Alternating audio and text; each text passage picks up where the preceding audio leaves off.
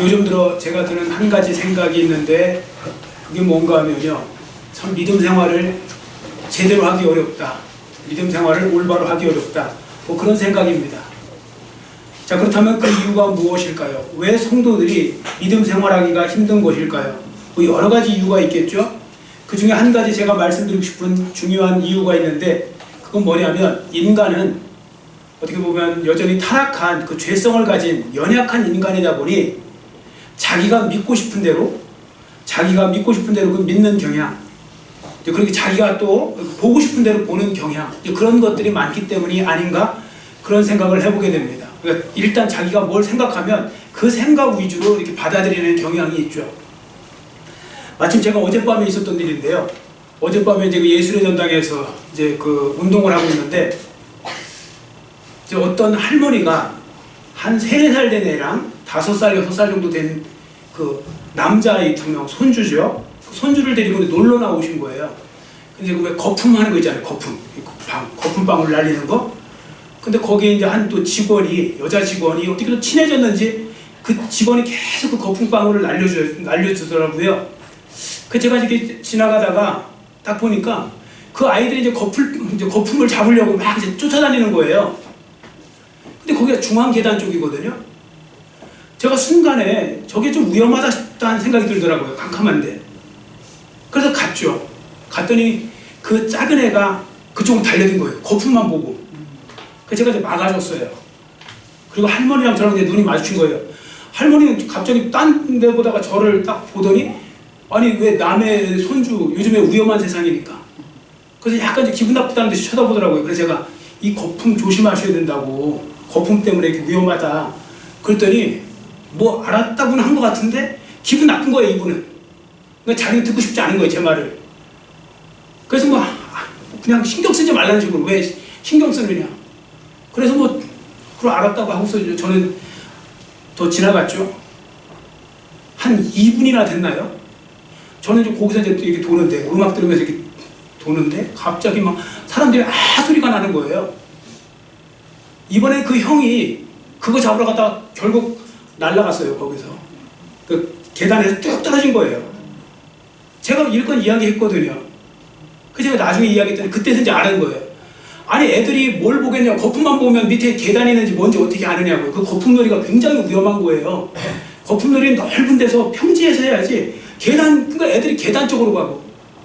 그래갖고 나중에는 이제 그때서야 무슨 말인지를 아는 거예요. 그러니까 내가 일단 기분 나빠서 듣기 싫으면 안 들리는 거예요, 상대편 말이. 그 아이 지금 어제 막 그 무릎 찢어지고 그 사람들 보고 그 앞에서 난리가 났었거든요.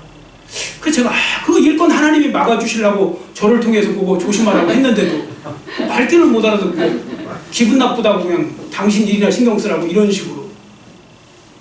여러분, 예수님 시대 때도요, 예수님의 제자들을 보면 일반 유대인하고 다를 바가 없어요. 예수님이 이렇게 말씀하셨거든요. 내가 이 땅에 온 일은 죄에서 구원하기 위해서 온 거다. 그 내가 많은 사람들의 죄를 대신 짊어지고 죽을 것이다. 죽은 다음에 부활할 것이다. 뭐 이런 걸 몇 번 말씀해 주셨거든요. 근데 계속 제자들은 일반 유대인들하고 똑같이 예수님이 다윗왕과 같이 기적을 베푸시고 막 능력을 베풀어서 로마 제국으로부터 이스라엘을 독립시켜서 그 이스라엘의 독립 왕국을 만들고 거기에 예수님이 왕이 되시면 자기들 거기서 벼슬 하려고 그 생각만 하고 있는 거예요. 세상적인 야망이 너무 간절하다 보니까 계속 예수님이 나는 죄를 위해서 죽으러 왔다고 해도 계속 아니라고 안 받아들이는 거예요. 언제까지 안 받아들이는지 아세요? 예수님이 십자가에 달리기 전날까지도 못 알아들었어요, 그 말을. 그리고 그들이 한 일이 뭡니까? 계속 제자들끼리 싸우죠. 성경이 싸우는 이유가 뭐냐면 서로 누가 높은 자리 차지할 거냐, 천국에서 누가 큰 자가 될 거냐, 계속 그거 갖고 싸우잖아요. 그래서 이렇게 사람들이 안 바뀌는 거예요. 왜? 듣고 싶은 대로 듣고 보고 싶은 대로 보고요. 뭐 그렇게 돼요. 예전에 제가 한번 재밌는 이야기 한번 말씀드렸죠. 저기 현충원 쪽에서 고속터미널 쪽으로 오는 쪽으로 오다가 제가 어느 날 보니까 너무 감동이 되는 거예요. 세상에 건설회사 이름이 예수건설이 있어요. 그래서 얼마나 믿음이 좋으면 안 믿는 사람들은 안 할 건데 예수건설이 다 있나. 나중에 보니까 이수건설이잖아요. 근데 저는 이제 모르게 제가 이제 보고 싶은 대로 보이는 거예요. 보고 싶은 대로. 사람이 참 신기하게. 그래서 예수건설 몇 번이나 예수건설을 보다가 어느 날 보니까 그걸 이수건설이더라고요. 뭐 그런 것처럼. 자, 여러분, 제가 이 말씀을 지금 먼저 드리는 이유가 있습니다. 오늘 설교 제목처럼요. 오늘 설교 제목에 우리가 오해하고 있는 가나안이라고 했는데, 이 가나안 땅이요, 이것도요, 사람들이 보면 성경에서 말하는 가나안 땅이 아니고 자기들이 생각하는 가나안 땅을 그런 이상으로 갖고 있는 경우가 많아요. 자, 예를 들어 보겠습니다. 여러분, 눈을 감으시고 한번, 젖과 꿀이 흐르는 가나안 땅이라고 성경에 기록하고 있는데, 가나안 땅 하면 여러분 뭐가 떠오르세요? 이미지. 혹시 에덴 동산과 같이 푸르고 뭐 물도 많고 아름답고 지상낙원, 뭐 이걸 혹시 떠올리시는 분들도 있어요. 사실 더 많아요. 우리는 자꾸 젖과 꿀이 흐르는 가나안 땅을 세상적인 눈으로서 볼 때 정말 가장 멋진 곳이라고 생각하거든요. 혹시 그렇게 생각하고 있다면 완전히 착각하신 거예요. 성경은 가나안 땅을 그렇게 표현하고 있지 않습니다. 그래서 오늘은요, 성경 공부도 좀 모처럼 지리 공부 좀 하면서 좀 오늘 하려고 그래요. 오늘은 그래서 제가 특별히 준비를 했습니다. 그러니까 잘 들어보시고 하나님이 주신 가나안 땅의 진정한 의미를 좀 배우셨으면 좋겠습니다. 여러분, 창세기 12장에 보시면요, 하나님께서 아브라함을 하란이라는 곳에서 불러내셔요. 원래 아브라함의 고향은 어디냐면 갈대아 우르예요. 그러니까 메소포타미아 지역, 지금 이라크 지역에 우르라고 있는데, 거기서 있다가 하나님의 부르심에 의해서 그 아버지 때 이사를 나왔어요. 하란까지 오다가 말았어요. 그리고 거기 머물렀다가 아버지가 죽은 다음에 하나님이 아브라함을 불러내세요. 그래서 하란에서 불러내셔서 내가 내게 보여줄 땅으로 가라 해서 들어왔더니 거기가 가나안 땅인 거예요. 자, 그러면 한번 아브라함의 입장에서 생각해 보세요. 솔직히 인간인데 아브라함도 하나님이 주신 땅 하면 굉장히 좋은 곳으로, 그러니까 눈으로 볼 때도 좋은 곳으로 기대하고 왔을까요? 기대 안 했을까요? 솔직히 기대하고 왔겠죠. 여러분, 하나님이 여러분에게 내가 너에게 아주 내가 보여줄 땅이 있어, 글로 가라 할 때 여러분, 그래도 하나님이 나를 위해서 특별히 준비하신 땅인데 좋은 땅이겠지, 금싸라기 땅이겠지, 에덴 동산과 같은 낙원 그런 땅이겠지, 이런 생각하면서 오잖아요. 아브라함도 왔는데, 제가 아브라함 형편을 생각해보고 아브라함 진짜 순간은 놀랐을 거예요. 왜냐하면 전혀 자기가 기대했던 그 땅하고는 전혀 다른 땅이라. 안 좋은 의미에서 다르다는 겁니다. 이건요, 430년 뒤에도 마찬가지예요. 모세와 출애굽 백성들이요, 그 애굽에서 이제 출애굽해서 가나안 땅으로 들어오잖아요. 가나안 땅으로. 그때 가나안 땅으로 들어올 때요, 그때 들어온 다음에 아마 이스라엘 백성들도 굉장히 아마 그 순간 당황하고 실망하고 그랬을걸요. 왜냐면 자기들이 생각했던 가나안 땅, 젖과 꿀이 흐르는 땅이라 해서 굉장히 에덴 동산 같은 줄 알고 들어와 봤는데 아닌 거예요. 자, 이 말씀이 무슨 의미인지 지금부터 이제 보려고 하는데요. 여러분, 가나안 땅은요, 절반 정도는요, 아무 쓸모도 없어 보이는 광야와 같은 곳이에요. 자, 그래서 이제 이 앞에 지도를 보세요. 자, 저 지도를 제가 갖고 있는 이거를 갖고 이제 보겠습니다. 제가 이걸 일부러 들고 왔는데 여기서 보니까 더 쉬울 것 같아요. 이제 저걸 보고 보시면 여기 이제 파란색 보이죠? 여기가 갈릴리 바다예요. 갈릴리 바다. 이걸 쭉 타고 이게 요단강이 오는 거예요. 요단강은 보이도 않아요. 이렇게 쭉 타고 내려오면 여기가 이제 사해 바다예요. 여기가. 자, 그러면 어디가 가나안 땅이냐면 여기가 가나안 땅이에요. 이쪽이. 여기는 뭐 암몬 땅, 모압 땅 이런 거예요. 요단 동편이라고 해요. 이쪽은. 그래서 가나안 땅이 여기인데요. 자, 여기 보시면 저기는 평면이지만 지도, 그러니까 그림이다 보니까요. 자, 여기를 보세요. 제가 이렇게 손으로 만지면 여기가 울퉁불퉁하면서 이게 되게 뿔룩 나와 있어요. 이 부분이. 여기가 중앙이 왜 뿔룩 나와 있냐면 이게 산맥이에요. 딱 중앙에 흘러요. 이렇게 중앙에서 이렇게 위에부터 아래로 쭉 오기 때문에 이걸 뭐라고 하냐면 우리나라 태백산맥도 우리 등뼈라고 그러잖아요. 여기도 이게 등뼈처럼 해갖고 이게 중간에 딱 흘렀는데 이게 중앙산맥이에요. 이스라엘에 또 가나안 땅에 가면 이스라엘이 이제 가나안 땅이니까요. 거기가 중앙산맥이 흘러요. 자, 그러면 여기서 잘 보세요. 요쪽은 녹색이죠. 왼쪽. 여기가 이제 지중해입니다. 그 멋있는 지중해가 있고. 자, 이쪽이 바닷가 쪽이라 보니까 여기가 이제 녹색이 많죠. 여기가 비옥한 토지예요. 그나마.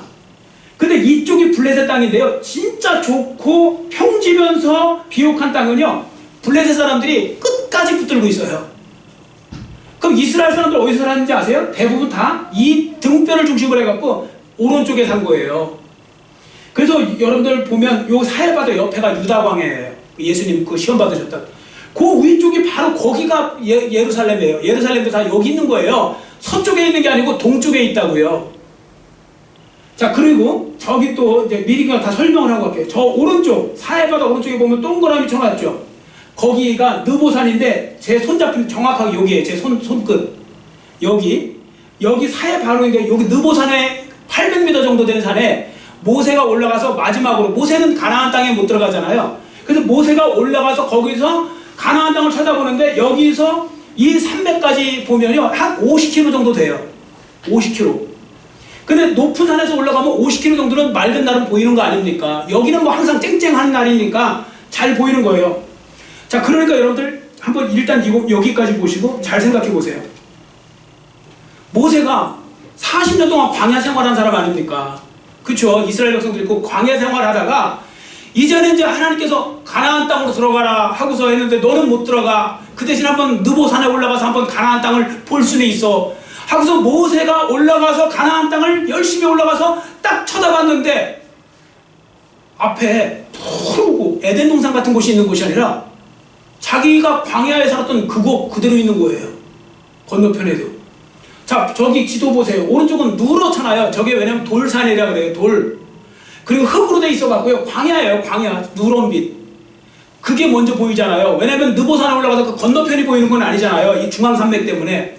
그러니까 모세가 볼 때 만약에 모세가 혹시 에덴 동산을 영적으로 생각하지 않고 가나안 땅을 영적으로 생각하지 않고 에덴 동산처럼 이렇게 눈으로 볼 때 멋진 땅이라고 생각했다면 모세 엄청나게 아마 실망했을 것입니다. 모세가. 자, 여하튼 제가 여기서 강조하고 싶은 건 뭐냐면 가나안 땅은요 사람들이 생각하고 말하는 것처럼 그렇게 멋있는 땅이 아니라고요. 눈으로 볼 때 멋진 관광지처럼 그런 땅이 아니라고요. 자, 그리고 가나안 땅의 기후와 토양을 우리가 좀 구체적으로 보면 더 우리가 쉽게 예를 드는데요.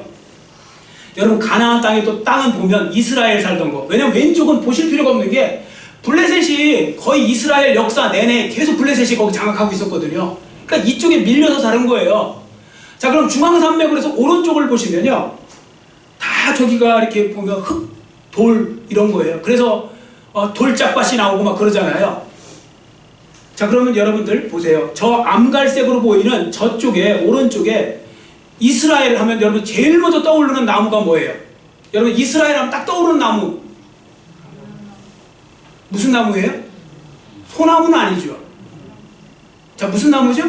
감람나무죠. 올리브나무. 올리브유가 감람나무잖아요. 그러니까 올리브나무, 즉 감람나무가 제일 많아요. 그 다음에 포도나무가 많아요. 근데 여러분 왜 감람나무가 제일 많은지 아세요? 감람나무가 가장 척박한 땅에서 가장 잘 자라는 나무 중에 하나가 감람나무예요. 그러니까 여러분 이스라엘에 갔는데 감람나무만 많더라. 그 이야기는 한편으로 생각하면 땅이 안 좋다. 그런 의미가 되는 거예요. 땅이 안 좋다. 얼마나 안 좋으면 감람나무만 심었겠습니까? 그러니까 그만큼 안 좋은 땅이 있는 곳이 이스라엘 땅이에요. 저쪽 가나안 땅이라고요.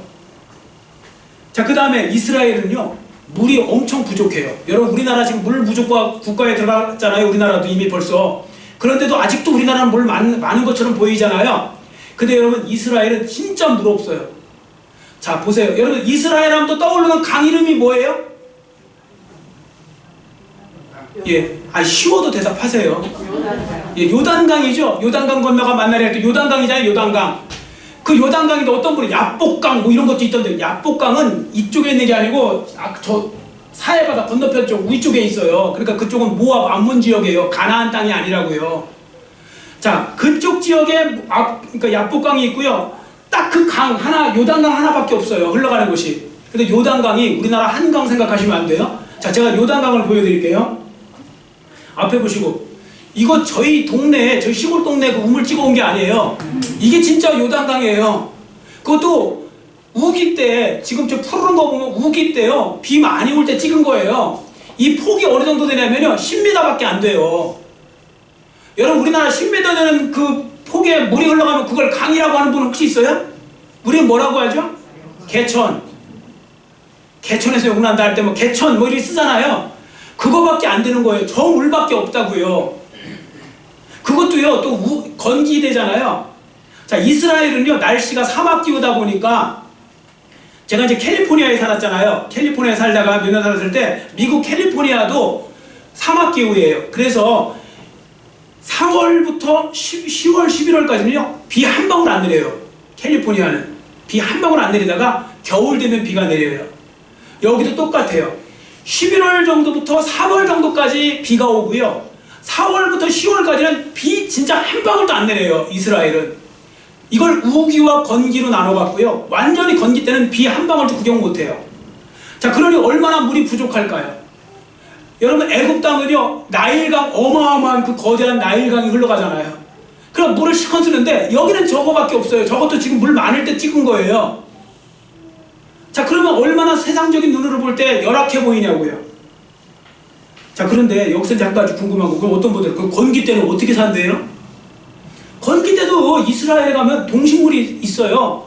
물론 식물이 크게 자라지는 못해요. 이렇게 약간 풀처럼 조그맣게 이제 자라고 막 그러는데 어떻게 사느냐면 그 동식물이 이슬 때문에 사는 거예요. 설마 술을 생각하는 분은 안 계시죠? 아침에 내리는 이슬, 새벽에 내리는 이슬, 그 이슬 때문에 살아요. 여기가 광야 아닙니까? 여러분, 광야는요, 낮 기온하고 밤 기온 차이가 너무 많이 나잖아요. 그러다 보면 그 일교차가 심하면 이슬 더 많이 굵게 내리는 거 아시죠? 그래서 이스라엘은 이슬이 굉장히 많이 내려요. 그래서 이슬이 굉장히 중요해요. 그거 먹고 사는 거예요. 그거 핥아먹고 매일매일 사는 거 보면 짐승들도요. 그래서 나중에 보면 무슨 뭐 거기 사는 곤충들 보면 어떤 경우는 막 머리에서 떨어지는 이슬을 흘려갖고 먹기도 하고 막 그런 거 그 다큐멘터리로 해서 찍은 거 보면 나오더라고요. 자, 그렇게 사는 겁니다. 그래서 이스라엘은요, 비보다 이슬이 더 중요해요.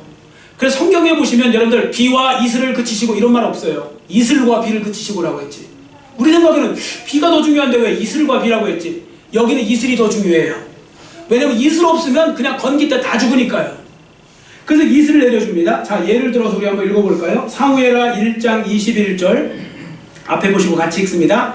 길보아 산들아 너희 위에 이슬과 비가 내리지 아니하며 재물렛 발도 없을지어다. 아멘. 여러분, 앞으로 성경 통독하실 때 이슬과 비 나올 때 한번 잘 보세요. 비와 이슬이라고 하는 거 여러분 못 찾으실걸요? 다 이슬과 비입니다. 왜냐면 그만큼 이슬이 중요한 겁니다. 자, 지금까지 말씀드린 것만 봐도 이스라엘은 지상낙원, 우리 생각하는 지상낙원, 에덴 동산과 같은 그런 화려한 곳, 멋진 곳, 좋은 관광지처럼 그렇게 녹색 푸르른 곳, 그곳이 아니라는 겁니다. 그냥 사람들이 볼 때는요, 볼품없는 땅. 아니, 왜 이렇게 저렇게 뭐 이렇게 안 좋아 땅이, 이런 식의 땅이 바로 가나안 땅입니다. 자, 그러니까 한번 생각해 보세요. 아브라함도 한편에서는 실망할 수밖에 없었겠죠. 왜냐하면 여러분들, 아브라함이 아까 고향이 어디라고 그랬죠? 우루라고 그랬죠. 우루, 갈대아 우루. 여기는요, 옛날 고대 문명지 중에 하나예요. 이라크 이야기 나올 때 한번 보세요. 우루가 꼭 나옵니다. 우루가 나오는 이유가 거기가 고대 문명이 있었던 곳이고요. 하란도 고대 문명이 있었고 무역이 발달한 곳이었고 잘 사는 동네였습니다. 잘 사는 지역. 자, 그러니까 생각해보면 이런 거 똑같은 거예요. 지금으로 말하면 하란, 우루는 서울과 같은 거예요. 그런데 가서 보니까 너무 척박한, 막 시골 중에서도 막 너무 시골이고 막 살기 너무 불편한 곳에 이르는데 거기가 가나안 땅인 거예요. 그럼 실망할 수 있잖아요. 인간적으로 생각하면. 자, 여러분, 근데 여기서 한 가지 질문을 드려보겠습니다. 자, 성경에서 젖과 꿀이 흐르는 땅은 몇 군데가 나올까요? 젖과 이제 꿀이 흐르는 땅은 몇 군데를 두고 이야기할까요? 몇 군데? 저를 보세요. 몇 군데? 네, 두 군데. 알려줘도 이렇게 두 군데라고 했잖아요. 지금 두 군데. 하나는 뭘까요? 젖과 꿀이 흐르는 땅. 하나는 바로 가나안 땅이죠. 그래서 우리는 가나안 땅만 알고 있는 거예요. 젖과 꿀이 흐르는 땅은 가나안 땅 아닙니까? 아니요, 또 하나 젖과 꿀이 흐르는 땅이 있어요. 자, 읽어보겠습니다. 민수기 16장 13절 같이 읽습니다. 내가 우리를 젖과 꿀이 흐르는 땅에서 이끌어내어 광야에서 죽이려 함이 어찌 작은 일이기에 오히려 스스로 우리 위에 왕이 되려 하느냐. 아멘. 자, 저기서 내가는 모세를 두고 하는 겁니다. 불만을 품고 내가 우리를 젖과 꿀이 흐르는 땅에서 광야를 이끌어냈으면 저기서 젖과 꿀이 흐르는 땅은 어디를 말하는 거예요? 애굽 땅이죠. 자, 애굽 땅을 가리켜서 뭐라고 합니까? 젖과 꿀이 흐르는 땅이에요. 여러분, 세상 사람들이 생각하는 젖과 꿀이 흐르는 땅도 있고요, 예수 믿는 사람들에게 주어진 젖과 꿀이 흐르는 땅도 따로 있어요. 그러니까 영적인 시각하고 세상적인 시각은 다른 거예요. 그러니까 이걸 여러분들이 혼동하시면 안 돼요. 젖과 꿀이 흐르는 땅은 세상 사람들이 볼 때는 애굽이에요. 자, 그러면 우리는 이 말씀을 본문을 통해서 왜 거기가 젖과 꿀이 흐르는 땅이라고 부르는지 증거를 볼 수 있습니다. 자, 본문 10절 11절을 우리 한번 같이 읽겠습니다. 10절 11절 같이 읽습니다.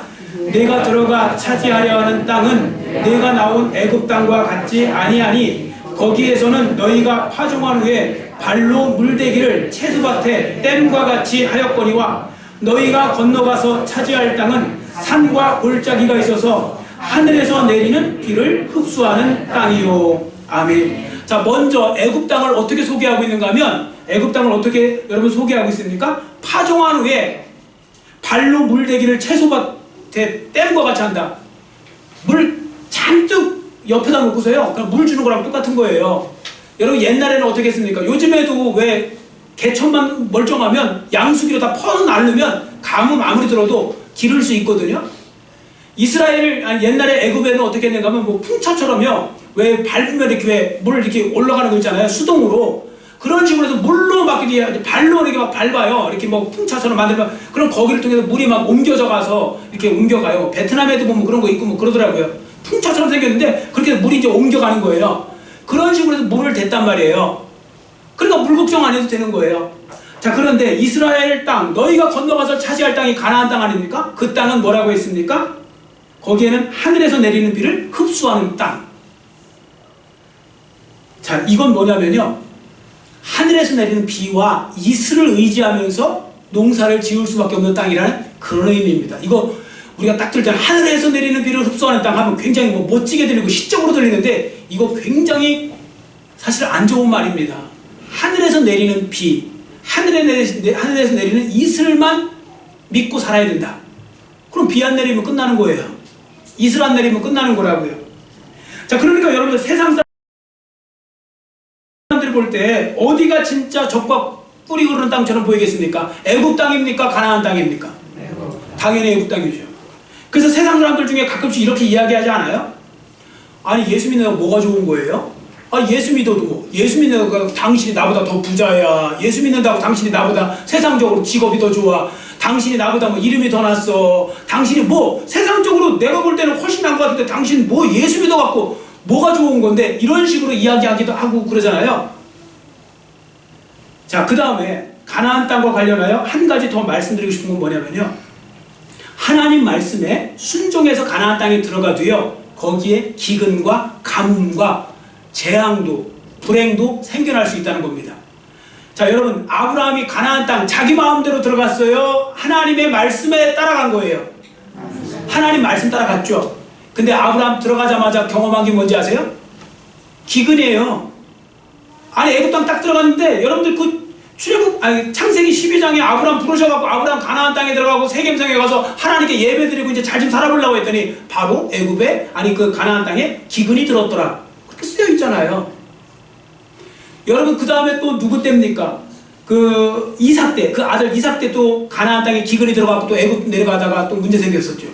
자, 룻의 시어머니 나오미 때도 애굽 땅, 가나안 땅에 또 가뭄 들었죠. 다윗 왕 때도 가뭄 들었죠. 여러분, 가나안 땅에도 가뭄 듭니다. 우리가 이렇게 말하잖아요. 가끔씩 사람들 전도하다가 금방 교회 나오다 안 나오는 이유 중에 하나가 뭐냐면, 선도할 때 너무 이렇게 하지 마세요. 여러분들 예수 믿으면 다 잘 살게 되고요, 예수 믿으면 뭐 어쩌고 이런 식으로 이야기하면 와서 보면 그런 사람들에게 또 마귀가 시험을 더 많이 해요. 바로 어려운 일 겪으면 뭐가 예수 믿어갖고 세상적으로 뭐가 잘 되는데, 이런 식으로 이야기한단 말이죠. 여러분, 예수님을 믿어도 하나님 말씀에 따라가도요, 거기에 때로는 시련도 있고 불행도 생겨날 수 있고 이렇게 기근도 생겨날 수 있고 생겨난다는 걸 아셔야 됩니다. 자, 그러면 왜 하나님께서는 이스라엘 백성들을 가나안 땅에 들여보내시고 그곳을 젖과 꿀이 흐르는 땅이라고 부르게 하셨을까요? 자, 여기부터 중요합니다. 여러분, 가나안 땅이 세상 사람들이 생각하는 그러한 땅이 아니라, 가나안 땅은요, 하나님만 바라보며 살아갈 때 하나님으로부터 주어지는 은혜로만 먹고 사는 땅이기 때문에 하나님 쪽에서 젖과 꿀이 흐르는 땅이라고 하신 거예요. 예를 들어서 엄마 젖을 사모하는 자에게, 사모하는 아기에게 엄마가 젖을 주잖아요. 그런 것처럼 하나님께서는요, 하나님의 은혜를 사모하는 자에게 신령한 은혜와 육의 양식을 주시는 거예요. 하나님께서 그걸 안 주시면 죽는 거예요. 그걸 받아먹고 사는 그 사람들이 바로 우리 크리스천인 거죠. 자, 그리고 꿀맛이 나는 만나죠. 여러분, 만나를 처음에 이스라엘 백성들이 맛보고서 했던 말은 꿀 섞은 과자 맛 같다고 그랬어요. 꿀맛이에요. 자, 그러면 꿀맛이 나는 만나가 하늘로서 내렸던 것처럼 하나님으로부터 꿀과 같이 좋은 열매를 먹을 수 있게 만들어 주셨기 때문에 젖과 꿀이 흐르는 땅입니다. 그리고 참고로 여기서 하나 상식으로 알려드릴게요. 젖과 꿀이 흐른다 할 때 젖은 뭘까요? 특별히 양젖을 말하는 거예요. 양을 많이 키우니까. 그 다음에 꿀이 뭐냐면요, 우리 생각하는 벌꿀이 아니에요. 여러분들 왜 종려나무 있죠? 제주도 가면 종려나무 삐쭉삐쭉하면 생기는 그 종려나무 있잖아요. 그 종려나무 열매 중에 대추야자라는 거 아시죠? 대추야자가 엄청 달거든요. 그게 꿀맛처럼 달아갖고, 그래서 그걸 보고 하는 말이에요. 그러니까 대추야자도 그 종려나무가 많거든요. 자, 여튼 젖과 꿀이 흐른다는 말은 이제 그런 의미를 상식으로 알아두시고요. 자, 그러니까 가나안 땅이 정말로 젖과 꿀이 흐르는 땅이 되려면 어떻게 해야 돼요? 반드시 하나님만 바라보고 사셔야 돼요. 자, 본문에서 한번 예를 들어보겠습니다. 자, 11절을 보세요. 본문 11절. 가나안 땅은 하늘에서 내리는 비를 흡수하는 땅이라고 했죠. 자, 이걸 우리나라식으로 말하면 이렇게 말해요.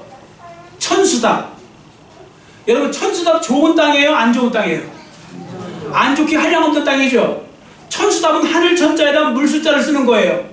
그러니까 그 논이든 그게 밭이든 물이 옆에 있어야 농사하기가 좋은데, 천수답은요, 예를 들어서 저 산 꼭두매기에 물도 없는 곳에다가 밭을 일궈놓으면 물을 거기에 나눌 수가 없잖아요. 그럼 그 곡식이 자라려면 이슬이나 비가 내려야 된다고요.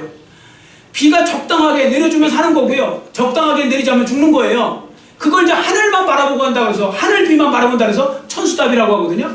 이스라엘 땅이요, 딱 천수답이에요. 왜냐면 거기는 또 물이 흐르면요, 우리나라처럼 이렇게 물이 고이지를 않아요. 밑에가 다 돌이잖아요, 돌. 바닥이 다 돌 성분이에요. 그래갖고 물이 다 흘러버려요. 그래서 여러분 와디라고 혹시 들어보셨나요? 와디. 와디가 이스라엘의 개천, 강 같은 걸 와디라고 하는데, 왜 와디냐면 비 올 때만 흐르는 거예요.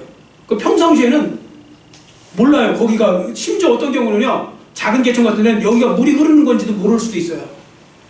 여러분 마태복음 7장에 보시면 왜 건축자의 비유 중에서 반석 위에 지은 사람과 모래 위에 지은 사람 있잖아요. 어떤 사람이 모래 위에 짓겠느냐고 하지만 진짜 지을 수가 있다니까요.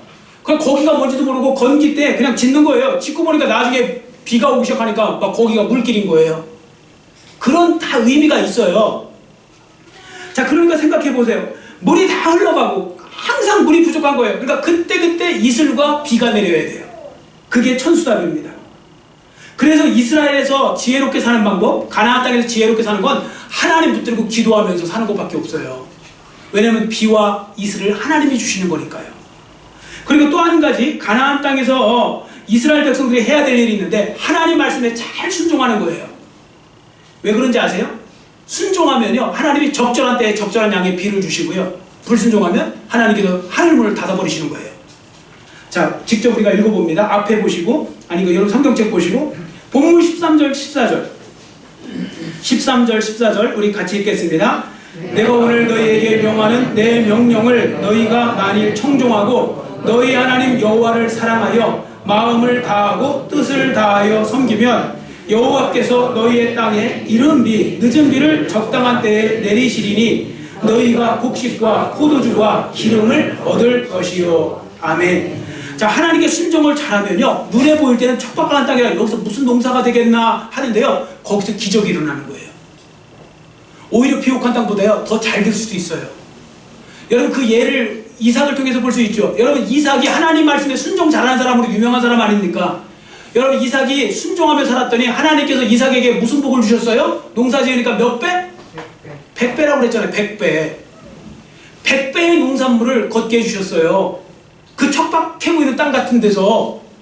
여러분 그래서 우리 크리스천들은 항상 뭔가 소망 속에 기대 속에 그냥 사는 거 아닙니까? 어떻게 하나님이 복 주실지 모르는 거예요. 우리는 낭망할 필요 없어요. 구회 말 투아웃 같은 데도요 거기서 홈런이 나올 수 있는 거예요. 왜? 하나님이 하시면 그렇게 하실 수 있으니까요. 척박한 땅에서도요 기적을 만들어내시는 거예요. 하나님을 붙들고 의지할 때. 자, 그러면 반대로 불순종하고 말 안 듣고 딴짓하고 하나님 시킨 대로 안 하고 할 때 어떤 현상이 생기는가? 16절 17절을 우리 한번 같이 읽겠습니다. 16절 17절 같이 읽습니다. 너희는 스스로 삼가라. 두렵건대 마음에 미혹하여 돌이켜 다른 신들을 섬기며 그것에게 절함으로 여호와께서 너희에게 진노하사 하늘을 닫아 비를 내리지 아니하여 땅이 소산을 내지 않게 하심으로 너희가 여호와께서 주신 아름다운 땅에서 속히 멸망할까 하노라. 아멘. 자, 하나님의 백성들이 하나님께 불순종하잖아요. 그러면 될 일도 안 되게 되어 있는 거예요. 그래서 우리가 하나님 앞에 순종 잘하게 만들고 또 순종 잘할 때 복을 주시고 그러는 거죠. 그래서 가나안 땅은 정말로 살기 어려운 척박한 땅이 될 수도 있는 겁니다. 어떻게 할 때요? 불순종할 때요. 그래서 우리 성도들도 그거 많이 경험하지 않아요? 우리가 이렇게 가만히 보면 하나님 말씀에 다 순종하는 것 같은데 내가 순종하고 싶은 것만 순종해요. 그리고 정작 하나님 앞에 순종해야 될 거 안 하는 경우도 있어요. 그러면 그것 때문에 나머지가 다 문제가 생기기도 하고 그렇습니다. 그래서 우리가 순종 잘하는 사람은 온전한 순종을 하라고 그랬지 부분적 순종하라고 안 그랬거든요. 근데 성도들은 자꾸 자기가 좋은 것만 순종하고요. 그리고 불순종하는 부분에 있어서는 자기의 어떤 그런 걸 못 내려놔요. 그러니까 이제 문제가 생기는 거죠. 그러므로 우리는 여기서 한 가지 결론을 맺게 됩니다. 한번 저를 따라해 주세요. 가나안 땅은 약속의 땅이 아니고 약속을 받은 땅이다. 아멘. 여러분 그게 그 말 아니냐 하는데 조금 뉘앙스가 달라요. 잘 보세요. 가나안 땅이 약속의 땅은 아니라고 그랬죠. 이게 뭐냐면 만약에 가나안 땅이 약속의 땅이 되잖아요. 축복이 오는 약속의 땅이라고 가정을 하면 이스라엘 백성들이 순종하던 불순종하던 어떻게 살던 엉망으로 살던 상관없이 그냥 다 잘 살게 되어 있어요. 왜냐하면 그 땅 자체가 약속의 땅이기 때문에. 그런데요, 성경은 약속의 땅이라고 하지 않고요, 약속을 받은 땅이라고 해요. 그래서 영어로 말하면 the land of promise, the land of promise, 즉 약속의 땅이 아니고 promised, 형용사를 써서 약속을 받을 그런 땅이라고 표현하는데, 자 그냥 예를 들어 볼게요. 그냥 이해하기 쉽게. 여러분들 미국이 옛날에 아메리칸 드림 해갖고 사람들이 미국을 약속의 땅처럼 생각하고 막 미국으로 몰려 들어갔던 적 있잖아요. 그럼 들어가서 다 잘 살았습니까? 아니죠. 미국 땅 자체가 다 잘 사는 그게 아니잖아요. 거기서도요, 어떻게 사느냐에 따라서 잘 살 수도 있고 노숙자가 될 수도 있고 그런 겁니다. 여러분 이스라엘 땅, 이 가나안 땅이 우리 눈으로 볼 때 그냥 다 좋아 보이는 이 지상 낙원처럼 보이는 그게 아니고요, 그게 진짜 젖과 꿀이 흐르는 땅으로 받을 수도 있고 못 받을 수도 있는데, 그래서 하나님이 조건으로 하나 주신 게 바로 뭐냐면 순종이에요. 하나님 말씀에 순종해서 그 말씀대로 따라 살면 거기가 축복의 땅이 되게 해주시고, 그래서 아까 이삭에게 100배의 열매를 주신 것처럼 그런 열매도 주시고 그런 놀라운 일을 일으키시는 거고요. 그렇지 않으면 오히려 척박하고 가난한, 그리고 어떻게 보면 어렵고 기근이 있는 그런 땅이 되어버리는 것입니다. 그래서 가나안 땅에 살려면 어떻게 해야 돼요? 반드시 하나님만 바라보고 살아가야 하고 하나님 말씀대로 순종하며 살아가야 되는 것입니다. 그래서 이제 결론 내립니다. 잘 보세요. 저를. 여러분 젖과 꿀이 흐르는 가나안 땅은요, 어디에 따로 있는 게 아니에요. 우리 크리스천들이 볼 때 젖과 꿀이 흐르는 가나안 땅은 어느 특정한 장소에 있는 그걸 말하는 게 아니고요, 여러분이 하나님 말씀을 순종하고 하나님을 의지하고 기도하며 하나님을 절박하게 붙들고 사는 그곳이 어디든지 가나안 땅이 되는 줄 믿습니다. 그게 진짜 가나안 땅인 거예요. 그러면 여러분이 애굽에 있던 진짜 가나안, 실제적인 가나안 땅에 있든 도시에 있든 시골에 있든 궁궐에 사시든 초막에 살든 상관없이 그곳이 바로 가나안 땅이 되는 것이고, 그것을 하나님이 원하시는 거예요. 그러니까 우리는 어디서나 뭐하며 살면 돼요? 하나님을 의지하고 하나님께 기도하며 사는 거예요. 그래야 하나님 안에서 복받는 삶이 되는 거고요, 하나님은 그러한 삶으로 여러분과 저를 인도해 나가시는 거죠. 그래서 우리가 이제 끝나고 부를 찬양, 찬송가 중에 이런 거 있잖아요. 높은 산이 거친 들이 초막이나 궁궐이나 내 주 예수 모신 곳이 그 어디나 하늘나라, 이렇게 하잖아요. 하늘나라가 천국이잖아요. 성경에 여러분들 그거 배우셨죠? 가나안 땅은 천국의 모형이라고. 실제적인 가나안 땅, 하나님이 원하시는 가나안 땅은 예수님을 모시고 그 안에서 살아가는 땅, 그 안에 살아가는 그 삶이 바로 가나안의 삶인 겁니다. 여러분 모두 진짜 가나안의 삶을 살아가시기를 간절히 빌고 원합니다.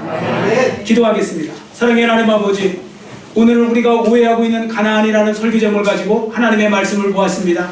많은 사람들은 가나안 땅 할 때 자꾸 외적으로 세상 사람들을 닮아서 외적으로 화려한 곳, 외적으로 풍성한 곳, 외적으로 에덴 동산과 같은 그러한 곳을 생각하지만 정작 하나님께서 말씀하시는 가나안 땅은 애굽처럼 그러한 가나안 땅이 아니라 하나님 말씀대로 순종하고 하나님을 의지하며 살아갈 때 하나님께서 날마다 때마다 일마다 복을 주시고 하늘에 비를 내리시고 이슬을 내리셔서 아버지 하나님 그 모든 삶 속에서 100배의 열매를 또 거두게 만드는 그런 아버지 하나님이여 신앙 안에서 주어지는 가나안 땅인 줄 믿습니다. 하나님 아버지 성도들이 이 말씀을 잘 기억하고 마음에 새기게 하시고 정말 아버지 하나님 그들이 어느 곳에 어느 모양으로 있든지 아버지 하나님이여 그곳이 가나안 땅이 되게 하시고 하나님이 기뻐하시는 가나안 땅의 삶이 될 수 있도록 은혜 도하여 주시옵소서. 감사드리오며 예수님의 이름으로 간절히 축복하오며 기도드렸사옵나이다.